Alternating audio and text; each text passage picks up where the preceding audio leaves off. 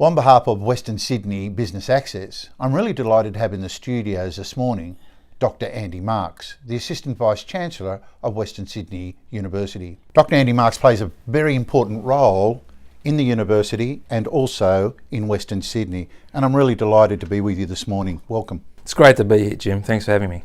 Well, we're going to put you under the spotlight because you are an educated person, a person who loves Western Sydney in particular, and you have a very strong view, an academic view, the pub test view about what should be happening, what is happening in Western Sydney. So let's go straight to that. How are you finding Western Sydney at the moment? Oh, look, the region's going gangbusters at the moment. So Western Sydney, in the last 2 or 3 years alone, I think has flipped from being known as a region in deficit to being a region that's punching well above its weight. And I'm probably the happiest bloke in the West at the moment, alongside yourself, about that. I always believed that transformation was possible, and I always knew in my guts that Western Sydney would be a leading region for Australia. But to have so many other people recognise it in politics, and most importantly, kids in Western Sydney realise it. And that's happened. That's really come of age in the last couple of years. And we'll talk about the university later, and we'll talk about a wonderful announcement that has just taken place as we speak. Your view with regards to the university in the context of Western Sydney, I mean, must give you such a great feeling and a great admiration of how people have really got behind the university, particularly this university. Yeah, look, this university was born of the West, and it was born through the usual coming together, but the usual biffo as well. You know, there were a lot of disparate colleges that came together to form Western Sydney Uni, and I tell you what, it's pulled out the best of the region, and there are really distinct strengths that we see in Campbelltown with the School of Medicine, and in Kingswood with the engineering faculty, and Parramatta with business. The region is sorting itself out academically, and it's doing so in a way that sends very strong signals to not just other universities in Australia but internationally, that we're not just a university here to be an also-ran. We're here to be a global leader and a competitor. And I think our listeners and viewers should know, how many students approximately do we have at the minute? We've got about 45,000 students. That's huge. Which is incredible. So, you know, that puts us of the 40 odd universities in the country, that puts us in the top 10 in terms of scale. So when you've got 45,000 kids coming in every day to improve themselves and improve their family and their prospects, that's transformative. There's a ripple effect of that, and that's uplifting this region, and we're so proud to be, having a role in that way. You are leaders, and truly you should be congratulated at every level within the university and what it continues to do for people in Western Sydney. Let's just move for a moment to a question I'd like to ask you. Why has it taken so long for Western Sydney to take off? It seems, as you said in your early comments, the last 3 to 5 years. Why has it taken so long, do you think? Look, I think it's been a case of this creeping and slow momentum in the best sense of the word, just through scale alone. So the lion's share of population growth is out here, and the lion's share of small businesses are out here. This is the SME heartland of the nation, and I think it's finally gotten to the scale where governments and industry and other groups can't fail to notice the potential, but the scale of what's happening here. But the most important force behind this shift, this change in perception, has been the region believing that it's capable of bigger and better things. I was annoyed a couple of years back when Western Sydney or Parramatta got labelled as Sydney's second CBD, and I thought, why are we even comparing ourselves? Western Sydney can compare with any region in the world, and we don't have to be referential or deferential to Sydney. We can be our own concern, and the region's starting to get that. And when you think of that in the context of GDP, I think gross GDP for the region is around about $120 billion now, give or take. It's a big number and growing. Yeah, look, third biggest economy in the country and the fastest growing economy too. So, you have a situation too where in Western Sydney, you've got one of the most culturally diverse communities in the country, and they're direct links into Asia and into the world that a lot of other cities would really fall over themselves to have.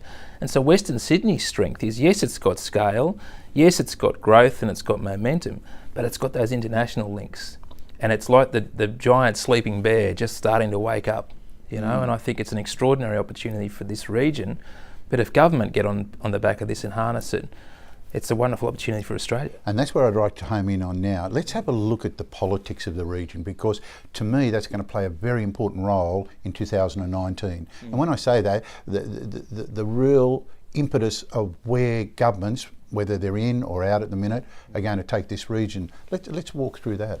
Yeah, look, I'm glad you asked that. In Western Sydney, there are three stories that come out of Western Sydney in the media. Usually they're involving either a shooting, a heat wave, or an election, right? And there's more to Western Sydney than that, and you know that. Yep. But I think it's very important that, yes, we admit that Western Sydney's a battleground in state and federal electorates. They're won here, elections in Western Sydney.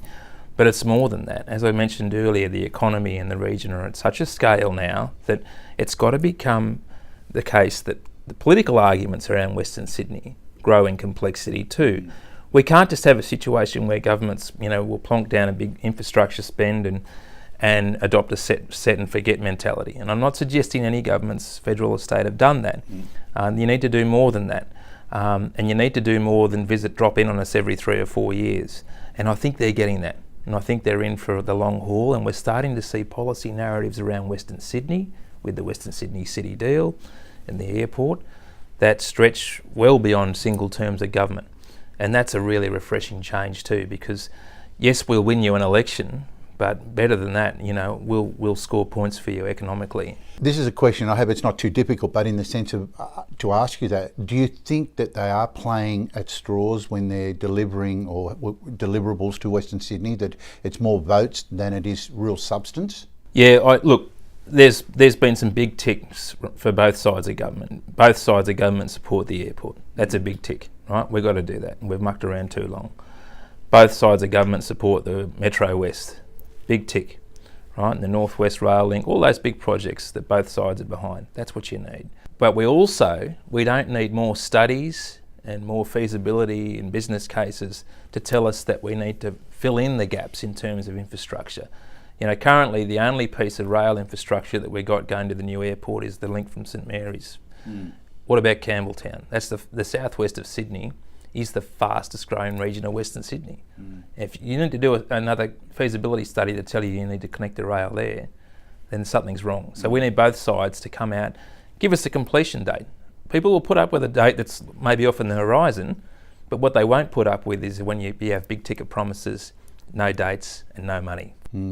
Yeah, so there is a real need for this to continue real substance and development of the infrastructural aspects of. Look, I want to be careful too, because I don't want to criticise them. As I said, both sides have been terrific in terms of fronting up with some really important and catalytic projects, but you can't go halfway. You can't go halfway. Well, let's look at that even a little bit further. What things do you think that are going to be big ticket items come next April or March, and next year, certainly both elections next year, federal and state, what are going to be the big ticket items for Western Sydney? Well, if you're a punter in Western Sydney, and I'm talking about people that may not be as politically engaged as you or I am, cost of living, right? So they're going to look at rising energy costs, they're going to look at housing affordability, they're going to look at very slow and flat wage growth, because slow wage growth doesn't affect those at the top. It affects people that are struggling to make it stretch over a week. They're the ones that feel it, and that's predominantly people in some regions of Western Sydney. So they're the big ticket items. They're the ones that'll turn votes inside the booth. Government are right to focus though on things like infrastructure spends, but they've got to explain why they're doing these things more. Now, the issue of having to have the lion's share of Western Sydney hop on a train every day or on the M4 every day to go for jobs that are in the city, that issue matters more to people than whether you're going to build a rail line or whether you're going to, right? You've got to think about the time that they get to spend with their family, which is very limited now. Most of them are getting home after a 90-minute commute every day.